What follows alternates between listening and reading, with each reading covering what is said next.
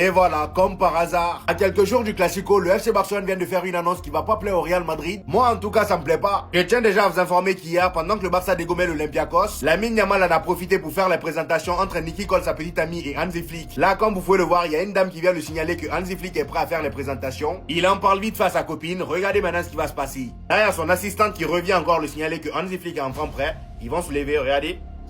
Voilà, là, il y a les présentations qui se font. Lamine Yamal est là, Nicky Cole est là, le padre est là.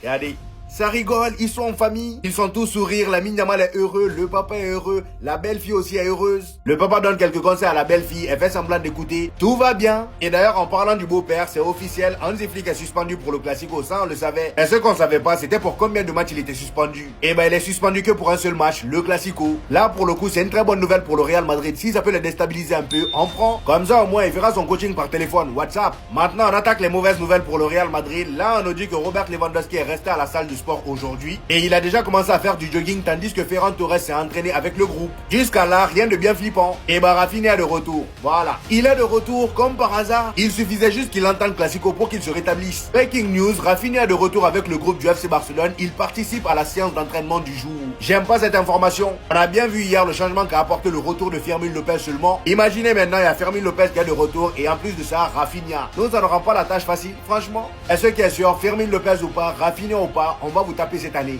J'en suis sûr. On connaît enfin les nominés pour le trophée du Ballon d'Or africain 2025. On commence déjà par les nominés pour le titre du meilleur entraîneur africain de l'année 2025. Comme vous pouvez le constater les amis, le Maroc domine les nominations. On a Walid Regragui qui a été nominé, lui qui a battu le record du plus grand nombre de victoires consécutives pour une équipe nationale. Mohamed Ouabi également a été nominé, l'entraîneur des U20 du Maroc, qui vient juste de remporter la Coupe du Monde U20. Ensuite, on a l'entraîneur marocain qui a participé à la Tchan. Le coach sénégalais également a été nominé. Le coach du Cap-Vert, de l'Égypte, de la Tunisie, bref. Pour moi, le grand gagnant devrait être Mohamed Ouabi. Il a remporté la première Coupe du Monde de l'histoire du Maroc, c'est pas rien. C'est soit lui ou Walid Regragui. On attaque ensuite les nominés pour le Ballon d'Or africain 2025, c'est-à-dire le meilleur joueur africain de l'année. Sont nominés le Camerounais Franck Anguissa, le Congolais Fiston Mayel, Mohamed Salah, Denis Bouanga du Gabon, le Guinéen Sirou Girassi, Achraf Hakimi, Oussama Lamlioui, Victor Osimhen, Iliman Ndiaye et Pape Matar Sarr. Bon là les amis, je pense qu'il n'y a pas trop de discussion. Pour moi, ce trophée là encore une fois devrait revenir à un Marocain, soyons honnêtes. J'aurais bien aimé que ça revienne à Sirou Girassi, mais avec la saison de Achraf Hakimi les amis, c'est impossible de pas lui donner. Déjà à partir du moment où le gars était dans la discussion pour remporter le Ballon d'Or européen, pour moi il n'y a pas de discussion, il doit remporter ce Ballon d'Or là. Je pense que ça va jouer entre lui, Mohamed Salah et Sirou Girassi.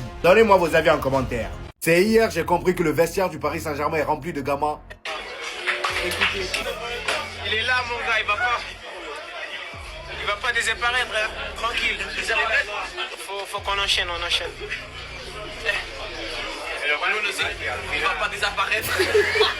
Mais comment il a éclaté de rire? Est-ce qu'on peut être méchant comme ça? Et j'ai envie de dire, Nuno Mendes a raison, son trophée va pas disparaître. Et en parlant du Paris Saint-Germain les amis, après le gros score qu'ils ont mis au Bayern Leverkusen hier, il y a Luis Enrique qui a pris la parole pour dire que cette année c'est reparti pour tout prendre. Il dit la première Ligue des Champions c'est toujours la plus difficile à remporter. Avant de gagner, tu ne sais pas si tu peux gagner. Aujourd'hui, tu sais que tu peux gagner la Ligue des Champions avec le Paris Saint-Germain. Les joueurs du centre de formation savent qu'ils peuvent gagner la Ligue des Champions avec le PSG. Nous allons essayer de tout gagner encore. On est confiant après l'année dernière, ce sera très difficile parce qu'il y a 4 ou 5 équipes du même niveau. Nous sommes exigeants et nous voulons continuer sur ce chemin. C'est très bien Luis Enrique d'avoir confiance en soi, mais comme tu l'as dit, il y a 4 ou 5 équipes du même niveau, on va pas se laisser faire cette fois-ci. Toujours avec le Paris Saint-Germain les amis, Ousmane Dembélé a parlé hier de son ami Kylian Mbappé. Selon lui, Kylian Mbappé mérite le Ballon d'Or au vu de sa carrière. Il fait un très bon début de saison, il ne fait que marquer, c'est un pote à moi, j'espère qu'il continuera comme ça. Et pour finir, j'espère qu'un jour il gagnera le Ballon d'Or. Mon cher Ousmane Dembélé, j'ai envie de dire, t'inquiète pas, ça sera pour cette année. Parce que de toute façon, cette Ligue des Champions là, ce sera probablement pour nous. Même si ce que je viens de dire là, j'y crois pas à 100%. Cet être n'est pas humain. Cet être vient d'une autre galaxie. Dites-vous que ce mec a égalé un record d'un GOAT, de Cristiano Ronaldo. 12 matchs d'affilée en marquant au moins un but. On se rend pas compte de la force de fou du record. Regardez, Brighton, Finlande, quintuplé contre la Moldavie, doublé contre United, Arsenal, doublé contre Burnley, doublé contre Monaco, but contre Brentford, triplé contre Israël, doublé contre Everton, but contre Villarreal. C'est n'importe quoi. Il marque à tous les matchs. Et même contre les gros, United, Arsenal. il marque tout le temps. Il a une régularité devant le but qui est encore plus grande que lors de sa saison, la première avec City, qui était son prime, ou également à Dortmund où il était aussi à son prime, et quand City avait gagné la LDC. Mais c'est stratosphérique. En fait, pour lui, c'est normal. Il arrive sur un terrain, il marque, il repart. Comme quand toi, tu arrives au bureau le matin, tu travailles, tu repars. Bah lui, c'est pareil. C'est stratosphérique. La régularité d'Erling Haaland, elle est waouh. Le capitaine Rafinha est de retour. J'ai rarement été aussi content du retour de blessure d'un joueur du Barça comme celui de Rafinha. Franchement, les frères, vous ne savez pas. Capitaine Rafinha est de retour. Hier, on tape l'Olympiakos 6-1. Et aujourd'hui, Rafinha est de retour. Mais quelle bonne nouvelle! Mais quelle bonne nouvelle! Qu'est-ce que vous voulez que je vous dise? Franchement, le Classico, c'est dimanche. Je dis c'est mon Real Madrid. Rendez-vous dimanche. Ce qui s'est passé hier, c'était le début. Parce que l'attaque Rafinha, Rashford, Lamine Yamal, c'est tout ce qu'on demande. C'est tout ce qu'on demande. Rafinha, Rashford, Lamine Yamal. Rappelez-vous, lors du trophée Campers, ça avait tapé, ça avait frappé. Vous n'êtes pas prêts. Vous allez voir quelque chose. Vous allez voir quelque chose. C'est le début, c'est le commencement. Le Barça, là, en ce moment, on n'est pas super en forme. Mais vous allez voir, le retour de Rafinha, le pressing va être de retour. La mentalité va être de retour. Vous n'êtes pas prêts. Franchement, Rafinha, j'ai rarement été aussi content du retour d'un joueur du Barça comme celui de Rafinha. Encore une fois, je répète, Real Madrid, rendez-vous ce dimanche. Le Classico, ça va péter. En fait, les tocards, c'est nous le Real Madrid, en fait. En fait, on est vraiment des tocards. Parce que regardez, le PSG, ils ont affronté l'Atlético Madrid. Ils les ont tapés 4-0. Ok. Liverpool, ils ont attrapé l'Atlético Madrid. Ils les ont battus à la dernière minute, certes. Ils ont assuré la victoire en Ligue des Champions quand même contre l'Atlético. Arsenal, là, ils attrapent l'Atlético. Ils les giflent 4-0. Et je me dis, mais attends, il n'y a qu'une seule équipe qui s'est fait gifler par l'Atlético cette saison, c'est le Real Madrid. C'est nous. Parce que Arsenal, hier, là, ils se sont occupés correctement de l'Atlético, hein. 0-0 à la mi-temps. Ils ont dit, bon, les gars, on passe aux choses sérieuses, 4-0, hein.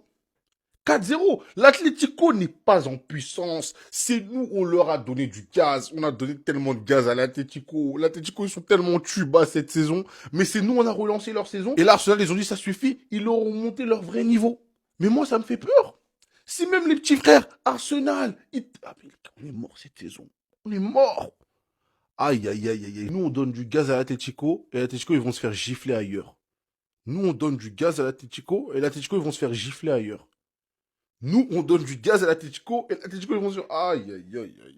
Alors ça va faire polémique. Les nominés pour le trophée du meilleur jeune joueur africain de l'année 2025 viennent de sortir. Et autant vous dire que ça fait déjà parler. Commençons déjà par les nominés pour le trophée du meilleur gardien de l'année. Sont nominés notre cher André Onana, pour qui ça s'est très mal passé à Manchester United. Et depuis son départ pour Trabzonspor, tout va bien dans sa life. Ensuite, on a Vozina, le gardien du Cap-Vert. Ahmed El Chanaoui de l'Égypte. Le gardien Mounir Mohamedi du Maroc. Yassine Bounou, encore du Maroc. Stanley, le gardien du Nigeria. Edouard Mendy du Sénégal. Marc Diouf, encore un gardien du Sénégal. Et pour terminer, le gardien du Sud-Afrique et celui de la Tunisie. Alors là, pour le coup, ça va être très serré. Je sais pas à qui donner. Ça va probablement se jouer entre Edouard Mendy et Yassine Bounou. Et ici, les amis, on a les nominés pour le trophée du meilleur jeune joueur africain de l'année. Sont nominés Ashraf Tapsoba, le jeune Ivoirien Aïdara, Noah Sadiki du Congo, Abdallah Ouazan, le jeune Marocain qui était censé venir au Real Madrid, mais malheureusement, ça s'est pas fait. Oussam Sadak, le jeune Marocain qui vient juste de remporter la Coupe du Monde U20. Et juste après lui, on a son coéquipier Othman Mama qui a été élu meilleur joueur de la Coupe du Monde U20. Le jeune Daniel Bamei du Nigeria. Mohamed Kamara de la Sierra Leone et pour terminer Mbokazi et Smith de l'Afrique du Sud. Encore une fois, est-ce qu'on a besoin de discuter? On a ici le meilleur joueur de la Coupe du Monde U20, Othman Mama. Cependant, comme vous pouvez le constater, il y a une grosse absence qui fait parler. L'absence de cet homme, Zabiri. Pour beaucoup, c'était lui le meilleur joueur de la Coupe du Monde U20. Malheureusement, elle a terminé deuxième meilleur joueur de la compétition, mais au moins elle a remporté le titre du meilleur buteur de la compétition. Comment ça se fait qu'il n'est pas nominé? Franchement, je comprends pas. Bref, donnez-moi vos avis en commentaire.